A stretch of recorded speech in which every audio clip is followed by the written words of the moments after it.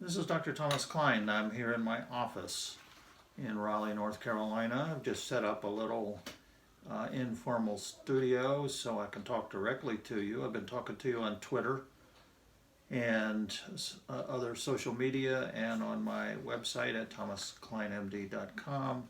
But I want you to hear this directly from me. I've been practicing for 45 years, and something horrible has happened in this country. Science has been completely thrown out the window in favor of fear of addiction phobia. And there's a lot of information that needs to be corrected. I've spent the last 2.5 years researching this. I have 2,600 papers that I've looked at, including people's opinions, blogs, scientific papers. I have 84 folders with different topics, and we're going to start addressing myths. We're going to start addressing things that have gone wrong scientifically. And here in our little home studio, that's the first myth.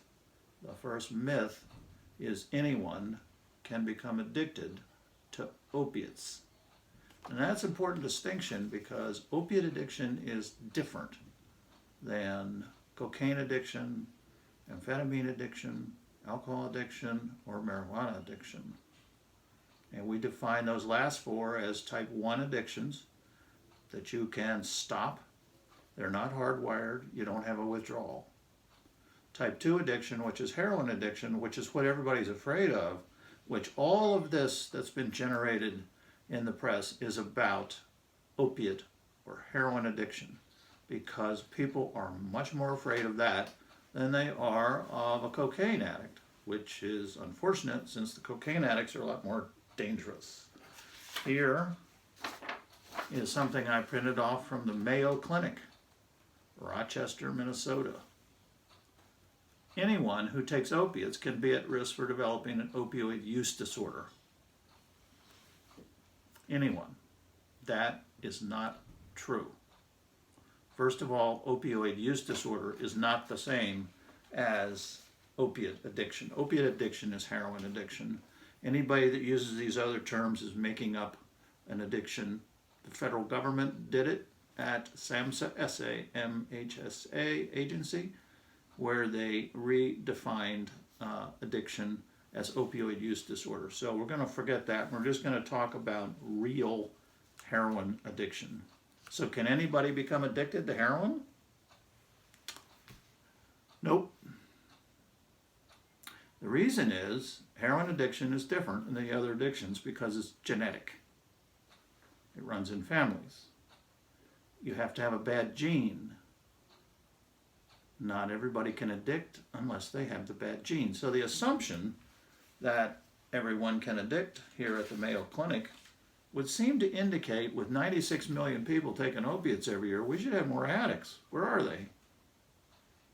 These things that are published don't give any information. There's no information on this website. It's just a lot of flat statements.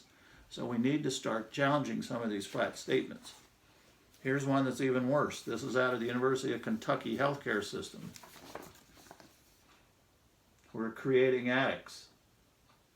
Do you know what the logic was in this paper? One of the doctors who's trying to declare himself as the new guru of addiction by not giving people pain medicine said that he had an experience once when somebody came to him and he found out with his detective work this man had received 1,000 pills. That man was a real heroin addict, which we'll talk about later. But let's just say he's a real heroin addict, and heroin addicts is a real disease. Heroin addiction is a real disease. So he sees one person who's got the rare heroin addiction, and he assumed, and it's here in the paper, he assumed that meant we were prescribing too many opiates. This man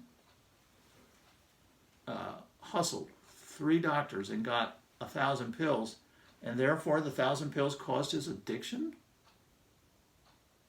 You know, there's a correlation between big feet and tallness. Big feet don't cause tallness. The fact he had 1,000 pills doesn't mean that caused his addiction. So using that one item, they created a system in Kentucky where they're basically going to stop providing opiates for people in the emergency room and after surgery.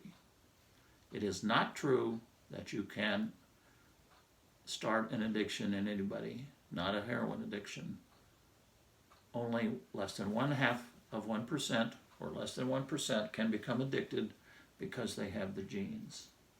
So that is myth number one.